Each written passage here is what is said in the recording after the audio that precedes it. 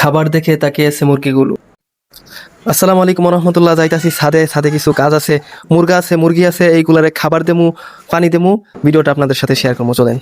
আমি থাকি হচ্ছে গাজীপুরে, আমার বাড়ি কিন্তু ব্রাহ্মণবাড়িয়া। গাজীপুরে এখন বৃক্ষ মেলা হইতেছে, মেলা থেকে গাছ কিনে আনছি, গাছগুলো রাখা আছে, গাছগুলো রোপণ করবো, ওই ভিডিওগুলো আপনাদের সাথে শেয়ার করবো।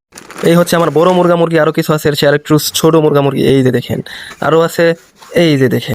মুরগা মুরগি দেখানো শেষ, এবার চলেন এগুলোকে খাবার, চলেন এবার মুরগিগুলোকে খাবার দিই। অল্প একটু খাবার আছে, এগুলো এই অল্প খাবারটাই 2 ভাগ করে ছোট মুরগিদেরকে দিতে হবে, বড় মুরগিদের জন্য আলাদা খাবার আছে। অল্প অল্প করে দিই, পরে আবার খাবার কিনে এনে আবার দিব।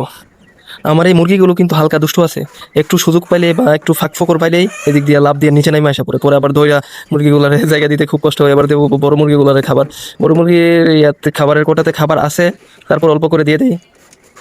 এই যে অল্প করে দিয়ে দিতেছি খাবার, আবার নিচে মাঝখানটা দিব, তারপর আবার নিচেরটাকে দেবো। নিচেরটাকে খাবার দিয়ে দিলাম, তো আমার সবগুলো মুরগির খাবার দেওয়া প্রায় শেষ। এবার আমি মুরগিগুলোকে পানি দেবো। তো একটা রঙের ড্রাম আছে ছোটো, এটা একটু খোলাই নিয়ে এটাতে আমি 1.5 লিটার পরিমাণ পানি দেবো, কারণ আমার মুরগিগুলো কিছুদিন আগে অসুস্থ ছিল, তার জন্য আমি অ্যান্টিবায়োটিক একটা ওষুধ আনছি। ওষুধ বলতে এটার নাম হচ্ছে রেনামাইসিন। তো এখানে আপনার প্রতি 1 লিটার পানিতে 1 গ্রাম করে দিতে হয়। তো আমাকে ওনারা শিখাই দিচ্ছে 3 আঙ্গুল করে, মানে চাপ দিয়ে যতটুকু আসে ততটুকু নিয়ে আর কি মিশাই নিতে। তো আমি চাকানাকা করে মিশাই নিলাম। এবার আমার বোতলগুলোতে পানি ভরে তারপরে আটকায় এসে আমি প্রত্যেকটা মুরগির খাঁচাতে দিয়ে দেবো। দিয়ে দেওয়ার পরে কোটাগুলোতে খালি ছিল, কোটাগুলোতে তো পানি দিয়ে আবার প্রত্যেকটা খাঁচাতে দিয়ে দিব। যারা এরকম ভিডিও দেখতে পছন্দ করেন, ভিডিওটা লাইক করবেন, শেয়ার করবেন এবং অবশ্যই আমার চ্যানেলটা সাবস্ক্রাইব করবেন। এটা হচ্ছে আমার ইউটিউবের প্রথম ভিডিও। সবাই ভালো থাকবেন, এই বলে বিদায় নিচ্ছি। আসসালামু আলাইকুম রহমতুল্লাহ।